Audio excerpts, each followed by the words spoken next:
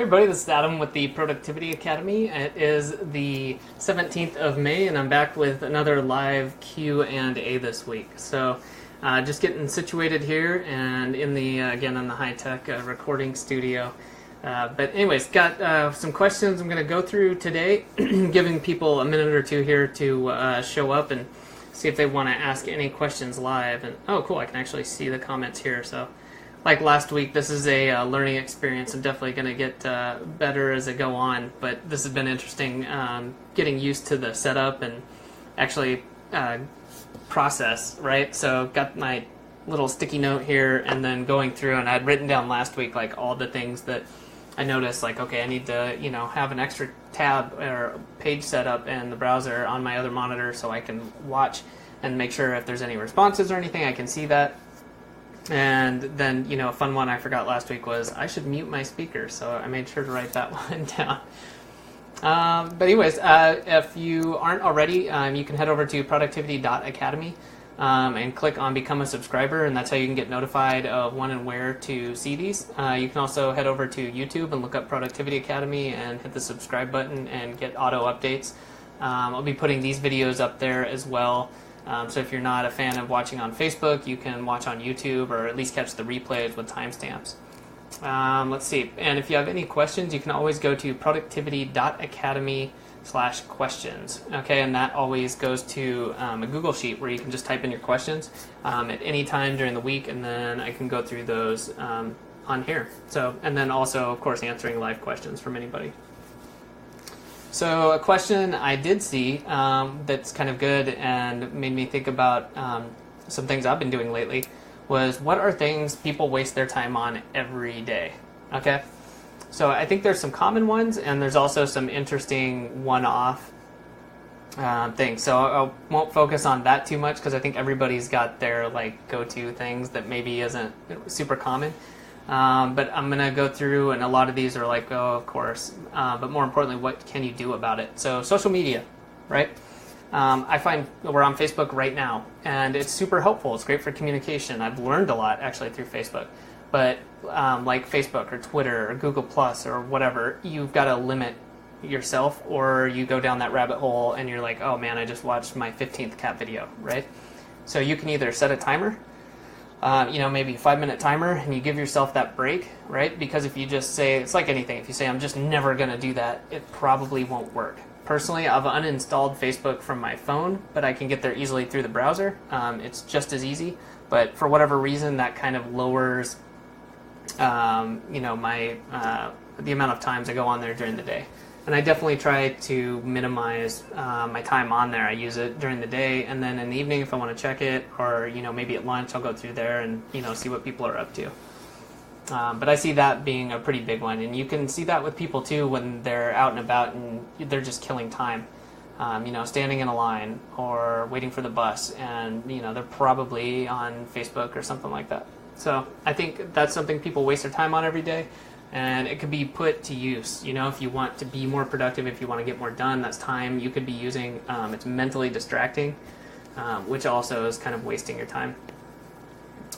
Something else is probably switching tasks. So like if you're not batching tasks, I think that can be a big one.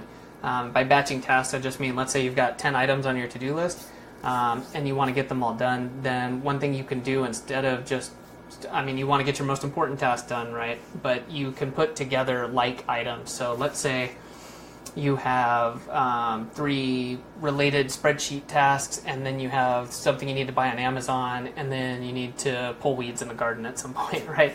So you don't want to do one spreadsheet task, go pull weeds in the garden, go buy something on Amazon, and go back to the spreadsheet, right? You try to lump things together so that you minimize the amount of time you spent switching, when that could be physical, right? From going from your computer to outside to back inside, but also mentally getting on these different tasks. Cool. So I think there's a lot more. That's a huge topic. And it's more interesting, I think, in my mind, to look at specifics and like, what's the solution? As far as people wasting time every day, like something I waste time on every day would be checking email. And I've got a note on my computer right now that says, like, can you go 1 hour without checking your email? Because I have eventually put in my calendar a time to check email.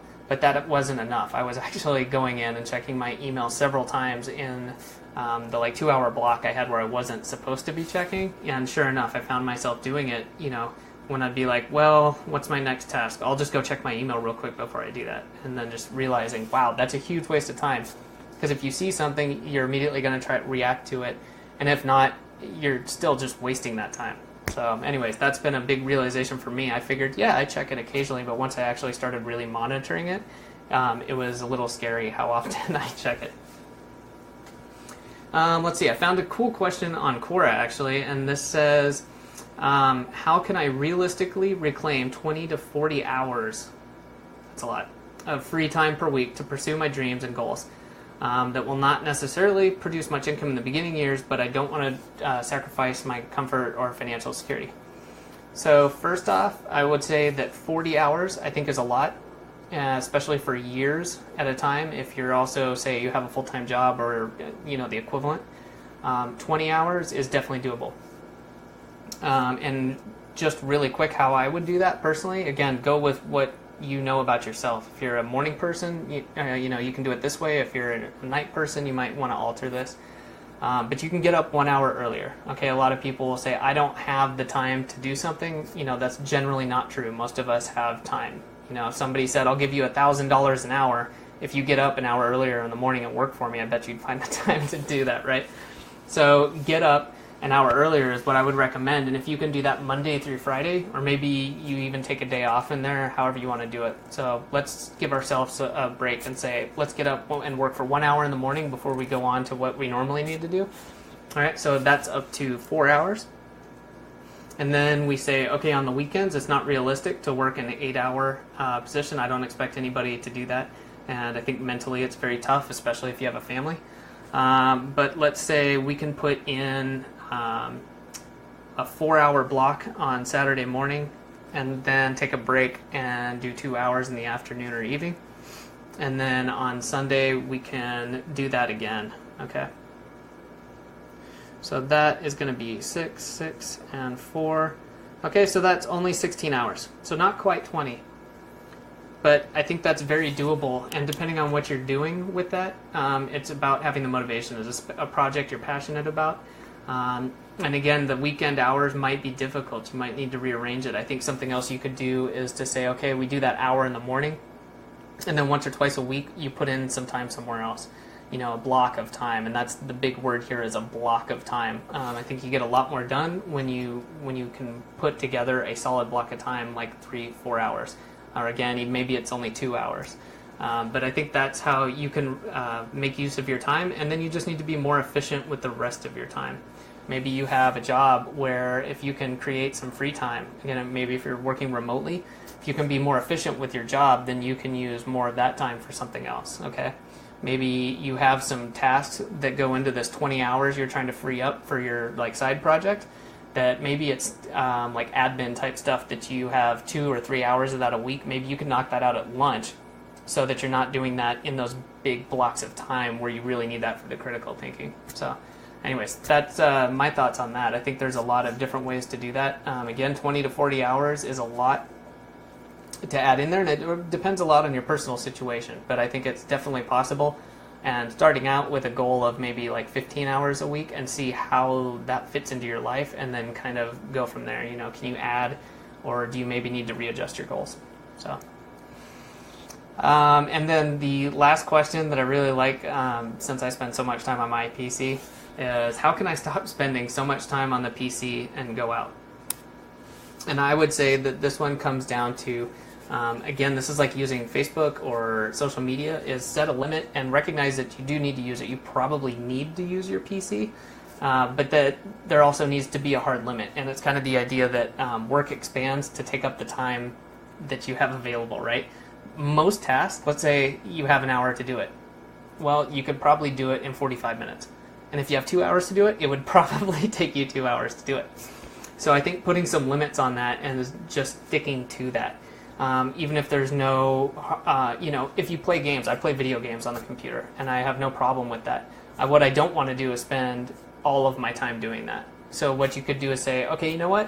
When I am done with the day, I'm going to give myself, 90 minutes of just, screwing around on the PC. I'm going to play games. I'm going to check Facebook. I'm going to check my email. But I've got a little timer going. You can use egg.timer is a cool one, but there's tons of, little timers. And then after that, that's it. And granted, it's up to you to stick to that. But once you start doing that, you're not just saying, I'm never using my PC. I'm never doing, let yourself use it. It's a part of, the things around us today.